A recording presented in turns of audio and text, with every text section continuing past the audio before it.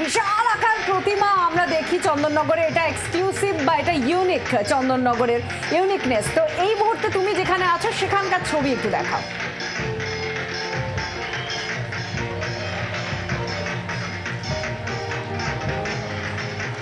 একেবারে আত্রাই নীলাঞ্জনা, আমি এই মুহূর্তে রয়েছি নিয়োগী বাগানে, যেখানে পুজো এবারে পদার্পণ করলো 36তম বর্ষে। আমি একবার মায়ের রূপটা দেখাবো।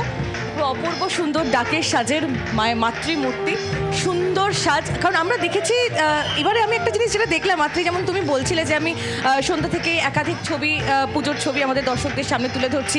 যেটা সব থেকে বেশি ইউনিক জিনিস চোখে পড়লো এবারে, যেহেতু চন্দননগরের মায়ের যে রূপ সেটার কোনো পরিবর্তন তেমন হয় না, তাই মায়ের সাজের মধ্যে একটা অদ্ভুত পরিবর্তন এবারে পুজোকর্তারা এনেছেন। ডাকের যে সাজ, সেই ডাকের সাজে কোনো পরিবর্তন করা হয়নি, কিন্তু তার মধ্যে সুন্দর সুন্দর নকশা, কিছু ক্ষেত্রে রঙের ব্যবহার। যেমন এই মুহূর্তে নিয়োগী বাগানের যে ছবি দেখতে পাচ্ছেন আপনারা, ডাকের সাজের মাতৃপ্রতিমা, যেমন সাবেকি রূপ মায়ের তেমনই, কিন্তু তার সঙ্গে সঙ্গে একটা রঙের খেলা রয়েছে। আমি একটু কর্মকর্তাদের সঙ্গে কথা বলে থিমটা বোঝার চেষ্টা করব। অপূর্ব সুন্দর একটি থিম, যা দেখার জন্য প্রচুর মানুষ কিন্তু ভিড় করছে এখানে। ভিড়ের ছবিটা মানে রীতিমতো এখানে ঢুকতে গিয়ে আমাদের বেগ পেতে হয়েছে। আমি একটু কথা বলে নেবো। দাদা, আপনাদের থিমটা? আমার থিম হচ্ছে সংজ্ঞাহীনার দল। এবার আমরা 36 বছরে। আর অ্যাকচুয়ালি পুরনো কালচারকে হারিয়ে গেছে, সেগুলো দেখলে সামনে মাস্তুলের মধ্যে দেখতে পাচ্ছি, জাহাজের মধ্যে অ্যাম্বাসাডার এগুলো আছে। আর ওই যে লাইটগুলো যে হচ্ছে বিল্ডিংগুলো, হাই রাইজ বিল্ডিং, ওইগুলো হাই রাইজ বিল্ডিংগুলো হচ্ছে সব ফ্ল্যাট কালচারের মধ্যে চলে গেছেন ওনারা। আর এই যে এই জিনিসগুলো, পুরনো জিনিসগুলো যেগুলো ফেলে দেওয়া হয়েছে, সেইগুলো দিয়েই আমরা মডেল তৈরি করেছি।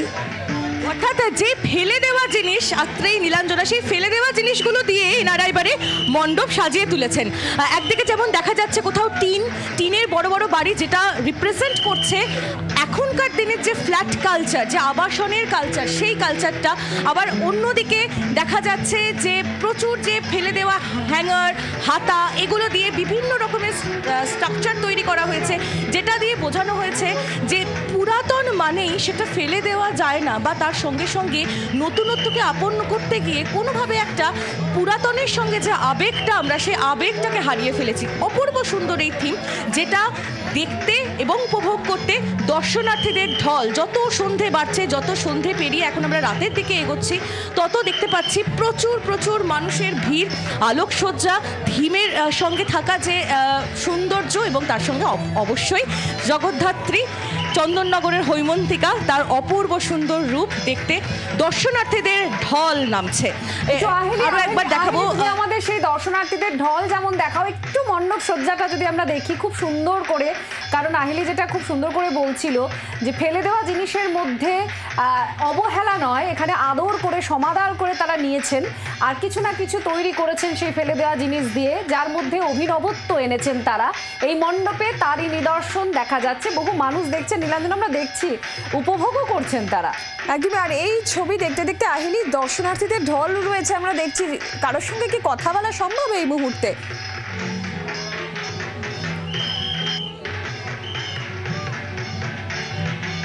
আমি চেষ্টা করব নীলাঞ্জনা আত্রে তাদের সঙ্গে কথা বলার, কিন্তু প্রত্যেকটি মানুষ, দর্শনার্থীরা বিশেষ করে যারা এখানে আসছেন, তারা এতই মণ্ডপ সজ্জা এবং মায়ের সৌন্দর্য দেখার জন্য মোহিত হয়ে রয়েছেন। এবং যেহেতু প্রচুর ভিড়, সেই ভিড় সামাল দেওয়ার জন্য তাড়াহুড়োও করতে হচ্ছে। তবু আমি চেষ্টা করে নেবো এই ভিড়ের মধ্যে থেকেই যদি কারোর সঙ্গে কথা বলা সম্ভব হয়। আমি একটু তোমার সঙ্গে কথা বলবো। কোথা থেকে এসেছো? কোথা থেকে এসেছো? মুর্শিদাবাদ থেকে। চন্দননগর প্রত্যেক বছর আসো? কেমন লাগছে? ভালো। তোমার? মধ্যমগ্রাম থেকে। ভালো লাগছে? মধ্যমগ্রাম মানে তো কালী পুজো ভালো করে দেখো, এখানে জগদ্ধাত্রী পুজো টেক্কা দিচ্ছে তাকে। হ্যাঁ। অর্থাৎ মধ্যমগ্রামের কালী পুজো চন্দননগরে জগদ্ধাত্রী পুজোকে টেক্কা দিচ্ছে, এমনটাই বলছেন সেখান থেকে আসা একজন দর্শনার্থী। আমি একটু চেষ্টা করবো আরো কয়েকজনের সঙ্গে কথা বলে নেওয়ার জন্য। আমি একটু আপনার সঙ্গে কথা বলবো। কোথা থেকে এসেছে?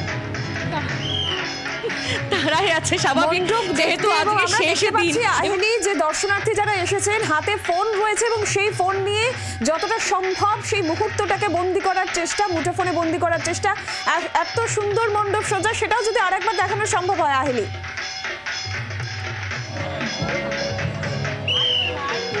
প্রতি বছরের পুজোর মধ্যে